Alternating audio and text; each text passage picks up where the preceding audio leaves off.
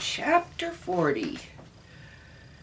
The building before me could be a southern mansion with its grand columns and wraparound porch lined with a tidy row of rocking chairs. But to gain access to the grounds, I have to pass through a gate manned by a security guard and show photo identification. The guard also searches the cloth bag I am carrying. He raises his eyebrows when he sees the items inside, but merely nods for me to continue on my way. A few patients at the New Springs Hospital are gardening or playing cards on the porch. I don't see him among them. Richard is spending 28 days at this acute mental health facility, where he is undergoing intensive daily therapy sessions. It is part of the deal he made to avoid being prosecuted for assaulting me. As I climb the wide wooden steps towards the entrance, a woman unfolds herself from a chaise lounge, her limbs sharp and athletic looking. The bright afternoon sun is in my eyes, and I can't immediately identify her. Then she moves closer, and I see it is Maureen. I didn't know you'd be here today. I shouldn't be surprised. Maureen is all Richard has left now. I'm here every day. I've taken a leave of absence from work. I look around. Where is he? One of his counselors passed along Richard's request. He wanted to see me. At first, I was unsure if I would comply. Then I realized I needed this visit too. Richard is resting. I wanted to talk to you first. Maureen gestures to a pair of rocking chairs. Shall we? Maureen takes a moment to cross her legs and smooth the crease in her beige linen pantsuit. Clearly she has an agenda. I wait for her to reveal it. I feel terrible about what happened between you and Richard. I see Maureen glance at a faded yellow discoloration on my neck. But there is a disconnect between her words and the energy she is conveying. Her posture is rigid, and her face is devoid of sympathy. She doesn't care for me. She never has, even though early on I'd hoped we would have become close. I know you blame him, but it isn't that simple. Vanessa, my brother has been through a lot, more than you ever knew, more than you could ever imagine. At this, I can't help blinking in surprise. She is casting Richard as the victim. He attacked me, I almost shout. He nearly killed me. Maureen seems unaffected by my outburst. She merely clears the throat and begins again. When our parents died in the car accident, I say. She frowns, as if my remark has irritated her, as if she planned for this to be less a conversation than a monologue. Yes, our father lost control of their station wagon. It hit a guardrail and flipped. Our parents died instantly. Richard doesn't remember much, but the police said skid marks showed my dad was speeding. I jerked back. Richard doesn't remember? You mean he was in the car? Yes, Maureen says impatiently. That's why I'm trying to tell you. I am stunned. He concealed more of himself than I ever realized. It was horrible for him. Maureen's words were almost rushed, as if she wants to hurry through these details before she gets to the important part of her story. Richard was trapped in the back seat. He hit his forehead. The frame of the car was all twisted, and he couldn't get out. It took a while for another driver to pass by and call for paramedics. Richard had a concussion and needed stitches, but it could have been so much worse. The silvery scar above his eye, I think, the one he said was caused by a bike accident.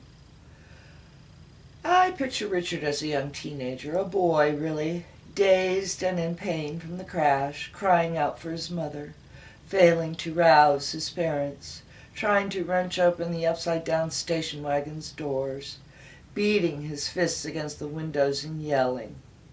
And the blood. There must have been so much blood. My dad had a temper, and whenever he got mad, he drove fast. I suspect he was arguing with my mother before the crash. Maureen's cadence is slower now. She shakes her head. Thank God I always told Richard to wear a seatbelt. He listened to what I said. I had no idea, I finally respond. Maureen turns to look at me. It's as if I pulled her from a reverie. Yes, Richard never talked about the accident with anyone but me. What I want you to know is that it wasn't just when he was driving that my father lost his temper. My father was abusive to my mother. I inhale sharply. My dad wasn't always good to my mom, Richard had told me after my mother's funeral, as I sat shivering in the bathtub. I think back to the photograph of his parents Richard had in the storage unit. I wonder if he needed to literally bury it to suppress the memories of his childhood so they could yield to the more palatable story he presented. A shadow falls over me. I instinctively whip my head around. Sorry to interrupt, a nurse in blue scrubs says, smiling. You wanted me to let you know when your brother woke up. Maureen nods. Can you ask him to come down, Angie? Then Maureen turns to me. I think it would be better for you two to talk here rather than in his room. We watch the nurse retreat. When the woman is out of earshot, Maureen's voice turns steely. Her words are clipped. Look, Vanessa, Richard is fragile right now. Can we agree that you will finally leave him alone? He's the one that wanted me to come here. Richard doesn't know what he wants right now. 2 weeks ago, he thought he wanted to marry Emma. He believed she was perfect. Maureen makes a little scoffing sound. Even though he barely knew her, he thought that about you at one time, too. He always wanted his life to look a certain way, like the idealized bride and groom on the cake topper he bought for my parents all those years ago. I think of the mismatched date on the bottom of the figurines. Richard bought that for your parents? I see he didn't tell you about that either. It was for their anniversary. He had this whole plan that we'd cook them a special dinner and bake them a cake. Then they'd have a wonderful night and start loving each other again. But then the car crash happened. He never got to give it to them. It was hollow inside, you know, the cake topper. That's what I thought when I saw it broken in the hallway that day. I guess he was bringing it to the tasting to show the cake designer. But Richard really has no business being married to anyone, and it's my job now to make sure that doesn't happen. She suddenly smiles, a wide, genuine grin, and I'm completely unnerved. But it isn't for me. It's for her brother, who is approaching us. Maureen stands up. I'll give you two a few moments alone. I sit beside the man who both is and is no longer a mystery to me. He wears jeans and a plain cotton shirt. Dark stubble lines his jaw. Despite the fact that he's been sleeping so much, he appears tired and his skin is sallow. He is no longer the man who enthralled me, then subsequently terrorized me. He appears ordinary to me now, somehow deflated, like a man I wouldn't look at twice as he waited for a bus or bought a cup of coffee at a street kiosk. My husband kept me off balance for years. He tried to erase me. My husband also hugged my waist on a green sled while we sped down a hill in Central Park. He brought me a rum raisin ice cream on the anniversary of my father's death and left me love notes for no reason at all. and he hoped I could save him from himself. When Richard finally speaks, he says what I have wanted to hear for so long. I'm sorry, Vanessa. He has apologized to me before, but this time I know his words are different. At last, they are real. Is there any way you could give me another chance? I'm getting better. We could start over. I gaze out at the gardens and rolling green lawn. I had envisioned a scene much like this when Richard first showed me our Westchester house, the two of us side by side on a porch swing. But decades into our marriage, connected by memories we'd constructed together, each of us layering our favorite details with every retelling, until we'd created a unified recollection. I expected to be angry when I saw him, but I only feel pity.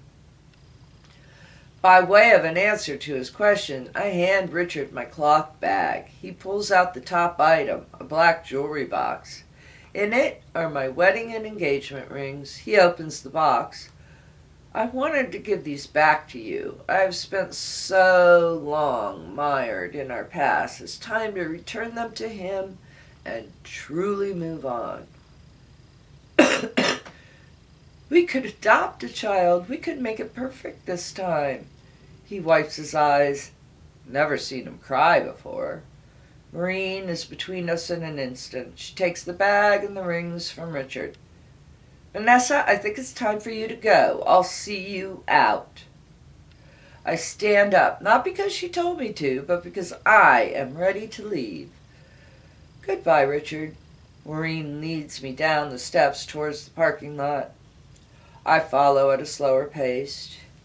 You can do whatever you want with the wedding album. I gesture to the bag. It was a gift to Richard, so it's rightfully his. I remember Terry did a nice job. Lucky that he was able to fit you in that day after all. I stopped short. I never told anyone how close we'd come to not having a photographer at our ceremony. And it has been nearly a decade since our wedding. Even I couldn't come up with Terry's name that quickly. As Maureen meets my stare, I recollect how a woman had phoned to cancel our booking. Maureen knew which photographer we were using. She had suggested I include black and white shots when I emailed her a link to Terry's website and sought her opinion about Richard's gift. Her icy blue eyes look so much like Richard's in this instant. It is impossible to gauge what she is thinking. I recall how Maureen came to our house for every holiday, how she spent her birthdays with her brother, engaged in activities she knew I didn't enjoy, how she never married or had children, how I cannot remember her mentioning the name of a single friend. I'll take care of the album. She stops at the edge of the parking lot and touches my arm. Goodbye. I feel cold, smooth metal against my skin. When I look down, I see she has slipped my rings onto the fourth finger of her right hand. She follows my gaze. For safekeeping. Ooh, that Maureen.